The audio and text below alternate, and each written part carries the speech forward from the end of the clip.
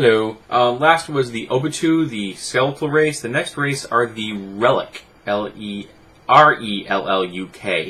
And these are a stone construct race, and they are described as somewhat stocky in overall build, with a stone face carved into their torso, and with a crystal set where their head would be.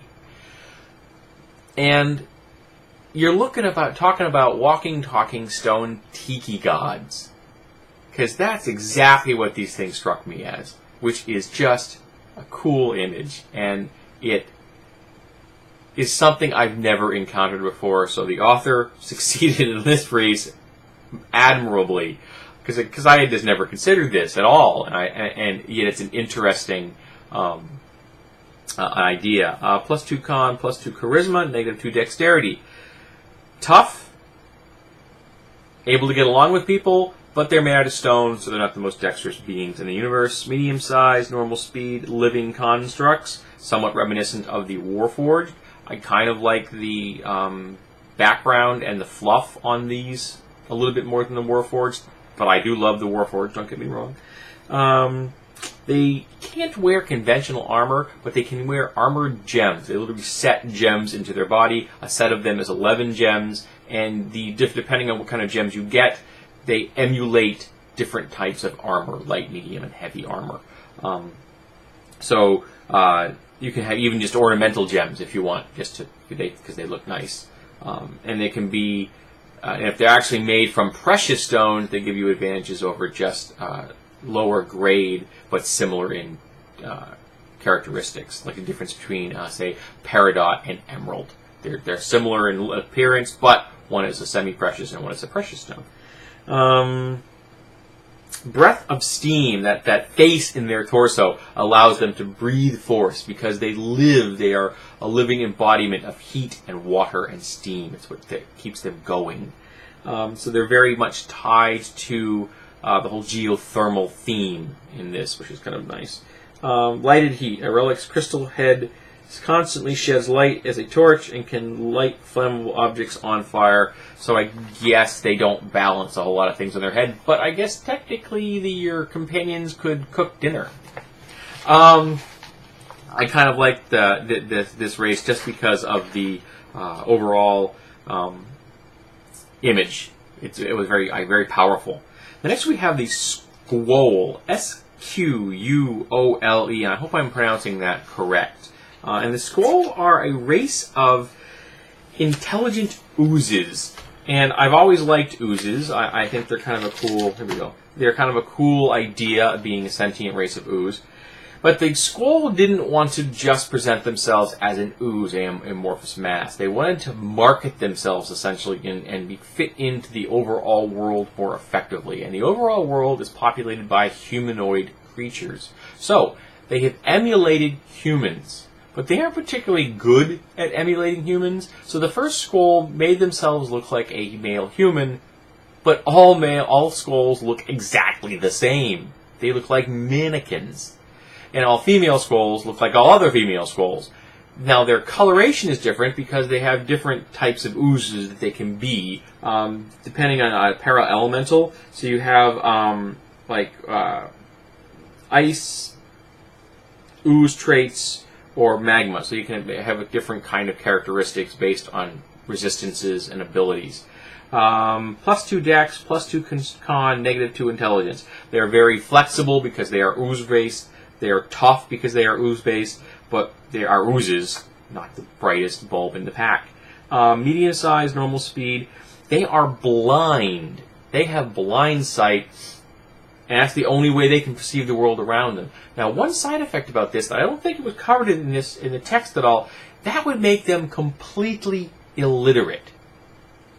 Because no races write big pieces of text in carving.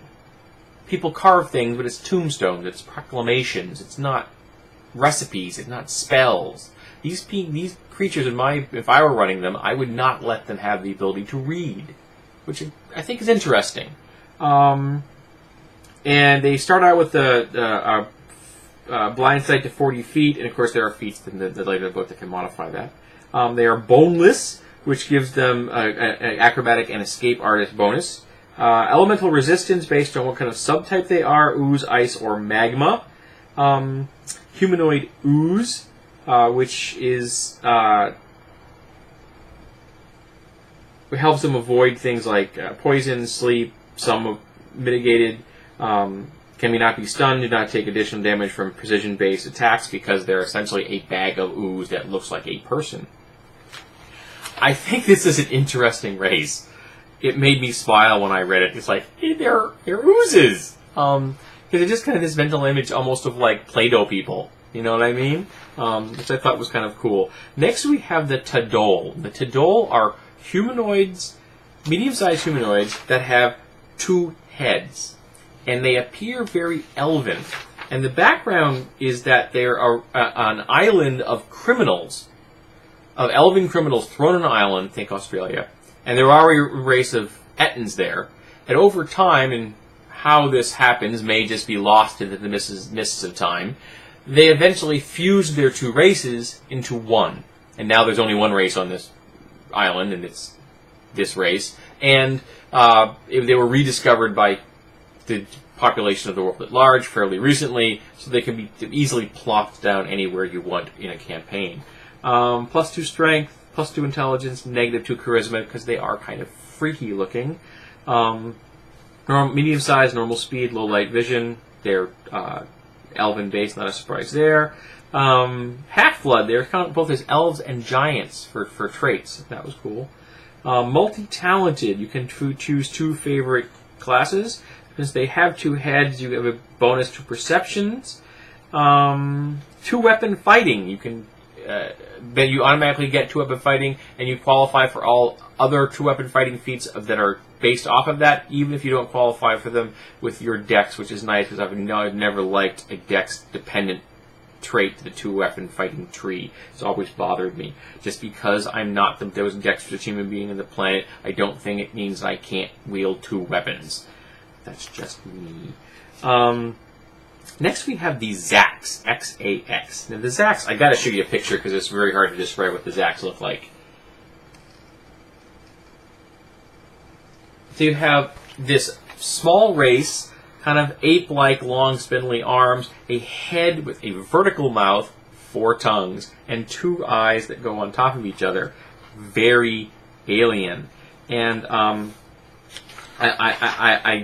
freakiest of all the races in appearance, at least.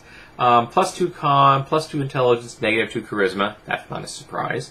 Small, slow speed, 20.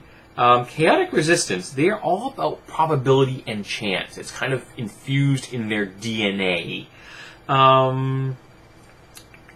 Memory of conflict, they come out of a background of war and conflict. So every Zax gets to choose a exotic weapons feat for free.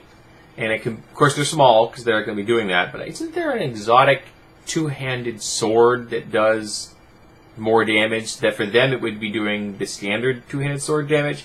That would be a cool Zax warrior build. I like that idea. Skill tuning, which is after an 8-hour rest, a Zax may choose 1 skill to gain a +2 bonus for 24 hours. They can tailor their abilities, which is nice. We are one once per day at sunrise. The Zax rolled randomly on the list below to become endowed with a racial trait that is common to one of the core races. So they can essentially tap into a racial memory kind of thing, which is also very nice. And the last race in the book, which I'm not going to get to in this video. Apparently, I'm going to be doing a whole lot of videos on this book. I apologize for those that don't like my multi-part videos. I guess Desartis has infected me.